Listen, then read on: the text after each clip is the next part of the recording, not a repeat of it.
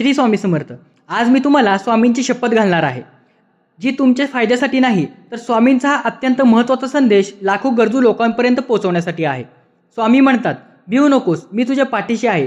पण आज कोणाला तरी या शब्दांची, या मार्गदर्शनाची नितांत गरज आहे। तुम्हाला स्वामींची शपथ आहे। हा व्हिडिओ फक्त स्वतःसाठी न बघता पूर्ण बघा, जेणेकरून स्वामींची ही कृपा, हा संदेश पुढे शेअर होऊन त्या प्रत्येक व्यक्तीपर्यंत पोहोचेल जो आज संकटात आहे।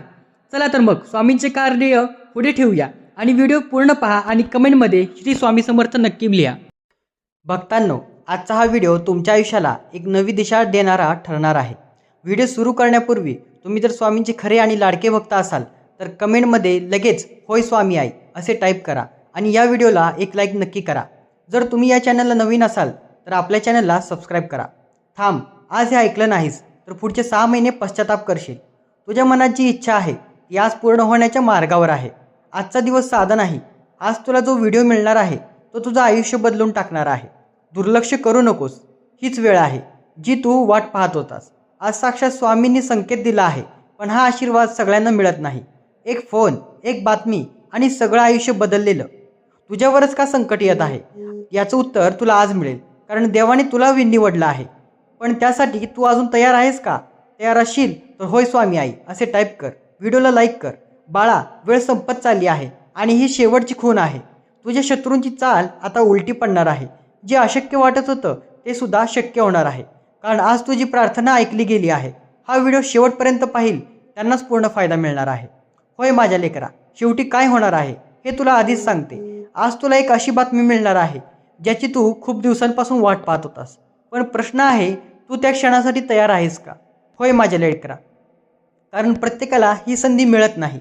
ज्यांनी दुर्लक्ष केलं त्यांनी नंतर पश्चाताप केला आहे। तुलाही पश्चाताप करायचा नसेल तर चॅनलला सबस्क्राईब कर आणि हा व्हिडिओ शेवटपर्यंत नक्की ऐक। कधी असं वाटलंय का की तू कितीही प्रयत्न कर पण गोष्टी काही जमत नाहीत? तुझ्या मनात इच्छा आहे पण परिस्थिती नेहमी उलटी जाते। लोक समजत नाहीत, पण कधीकधी स्वतःवर शंका येते। पण आज सगळं काही वेगळं आहे। आज तुझ्यासाठी एक संदेश आहे, एक अशी ऊर्जा आहे जी तुला पुढे ढकलत आहे, कारण स्वामींनी तुझी प्रार्थना ऐकली आहे। होय, योग्य वेळ येईपर्यंत तुला थांबावं लागेल आणि आता ती वेळ आली आहे। पुढील काही तास, काही दिवस तुला एक गोष्ट कळणार आहे। होय, जे होईल ते तुझ्या आयुष्याची दिशा बदलून टाकणार आहे। ज्यांनी तुझ्यावर शंका घेतली, ज्यांनी तुला कमी समजलं, त्यांच्यासाठी हा उत्तर असणार आहे। कारण जेव्हा वेळ बदलते तेव्हा परिस्थिती नाही, लोकसुद्धा बदलून जातात। लक्षात ठेव बाळा, ही फक्त बाहेरचा बदल नाही, तुझ्यातही काहीतरी बदलायला हवं। विश्वास, धैर्य आणि संयम या तिन्ही गोष्टी एकत्र आल्या की चमत्कार नक्कीच घडतो। एक गोष्ट स्पष्ट बाळा, जर आज तू हे दुर्लक्ष केलंस तर पुढचे 6 महिने तुला पश्चाताप होणार आहे।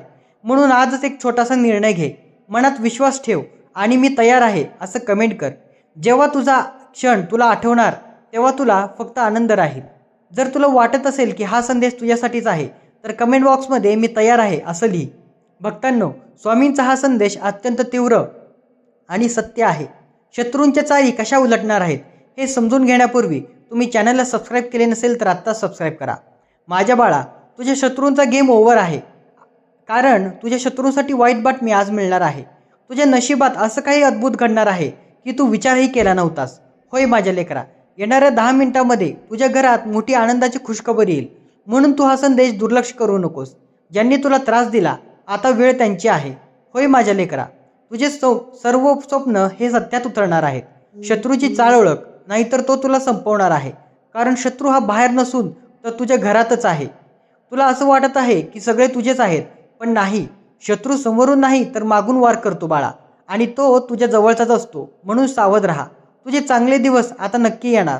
म्हणून बाळा, कितीही मोठी इच्छा असू दे, आज ती पूर्ण होणार, कारण तू माझा लाडका भक्त आहेस आणि तुझ्यावर मी खूप प्रेम करतो।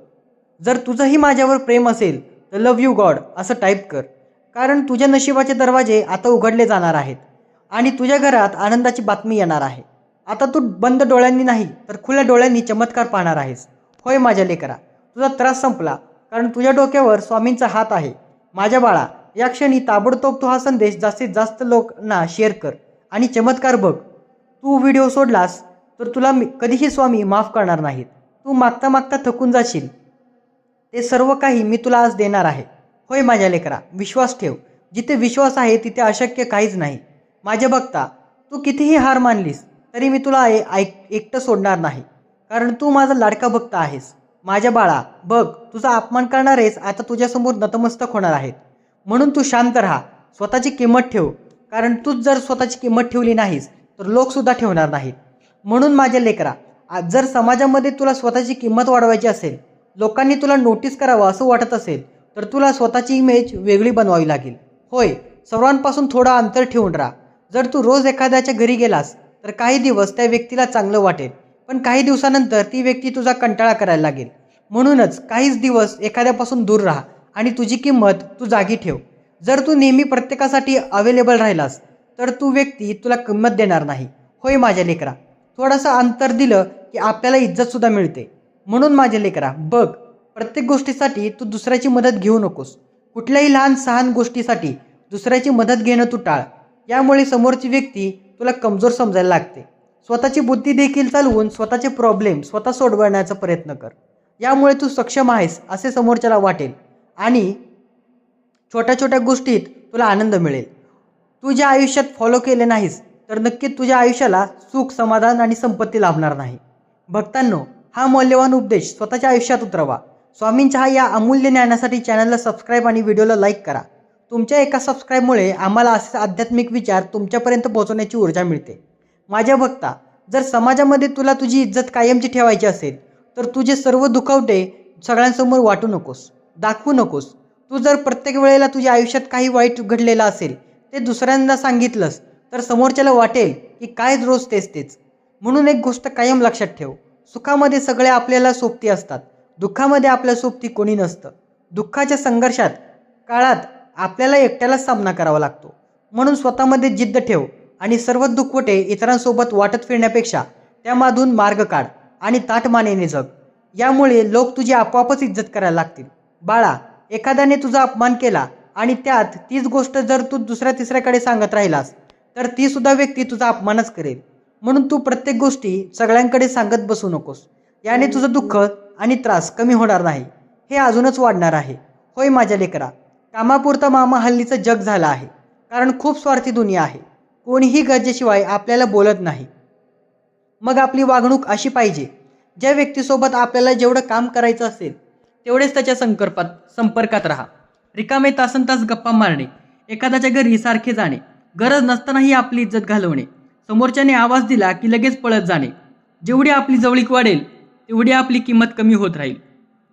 काम असेल तर इतरांजवळ जायचे आणि इतकं वेळेस स्वतःसाठी वेळ द्यायचा.